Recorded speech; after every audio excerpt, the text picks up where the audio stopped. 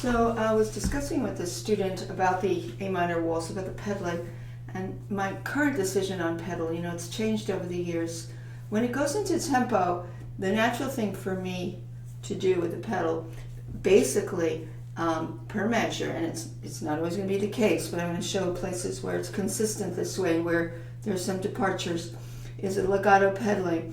Now when you do the legato pedaling per measure, and I'm going to show what I do, there are places where if you do exact legato pedaling, you're going to get too much blurring. And I'll show where I alter that a little bit. So in the beginning, and I'm going to play this more in tempo, because if you play quicker, the pedal, it has a different effect than if I played this very slowly. So no pedal on the upbeat for me. And then here's where the pedal starts. New pedal, is a legato pedal. Now left hand still gets light on the third beat. That doesn't change. Again, legato pedal. Now here, I don't use the pedal until the second E. And then I get a little blur, and then I do a change pedal, and I stay with the pedal. But remember, everything that I've practiced in with the lighter third beats stays. The pedal doesn't change what the foundational work was before you added the pedal, because you really don't want to start learning a piece with pedal, because it camouflages or it hides the details that you have to produce without the pedal.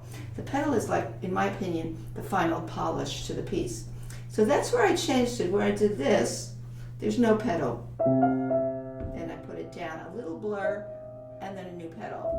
And then I stay with that. And some people change the pedal on that third beat. I kind of think you could keep the pedal down, and this last measure I played, last bar, as long as you play light on the third beat. And you can experiment with two things. You can go, okay, I'll try it both ways. I can go.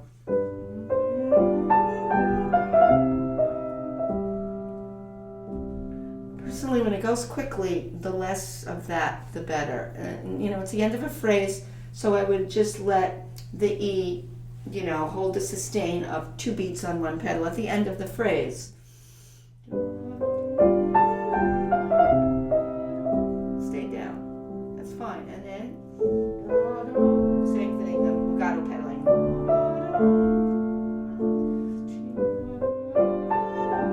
Now here's one pedal here. Now technically speaking, you want to observe the composer saying there's a rest in the right hand, but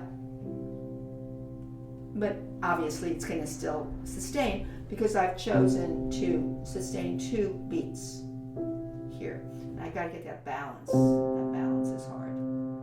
There it is. You got to be real careful that you don't get this over that. You want that root 5th 3rd blend. That would be good. And again, because he has a rest above that second beat in the right hand, it would probably be a very good idea to lift that, even though the listener doesn't experience hearing a dry spot there.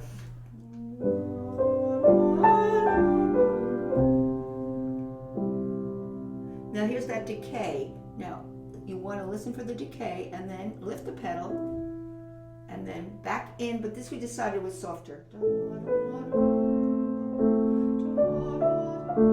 This is back tempo, obviously. No pedal.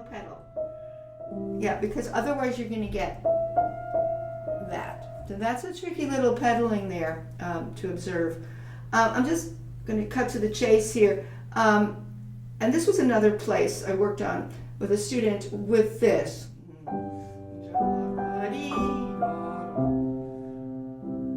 That has to do with contouring that. If you don't use the pedal, I would go. So give it a little more delay, a delay into that D, but don't peter out. With the pedal, legato pedaling. I always sing. Now here, 1 pedal for 2 beats, and even maybe lift the pedal for the 3rd one. Or not, and then you can experiment. You can try doing that on 1 pedal. Pedal, pedal, pedal, pedal, hold, soft. Actually, it'd probably be 1 pedal. Ta, da, da.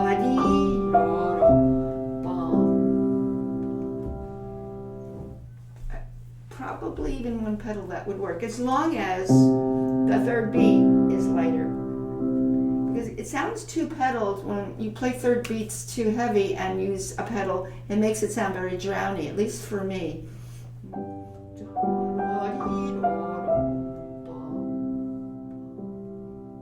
guess that would be fine. Or try the alternative. 2 beats and lift. That's another idea.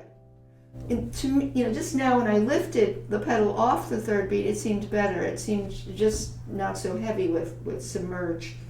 A lot of experimentation. Yeah, there's something nice about not pedaling at all the third beat and that long measure. And that's why nothing's set in stone. This next section, I go back to my legato pedaling.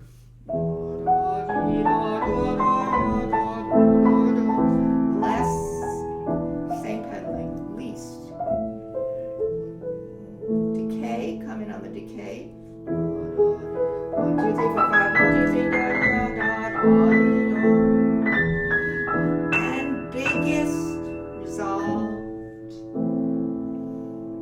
Now here again, you could do on that 2 beats of pedal and then no pedal and do that, or keep the pedal, but just because somehow you don't always want to be constantly doing extra pedal changes that you don't need. But that's again a place to experiment with. So I don't know what else to say. The rest of the piece at the climax, which is an A major, you're doing the legato pedaling. At least for me, it works. All legato pedal. I'm pedaling each beat.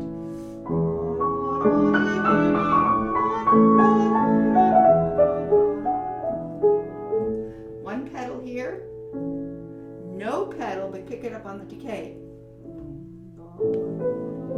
And that's where you have the memory of the beginning, and I like to really get soft there. So that's about it. It's not rocket science. Now at the very end, with the coda, that I do something different. But I do legato and pedal, and pedal. Here again, that's important for the contouring of that.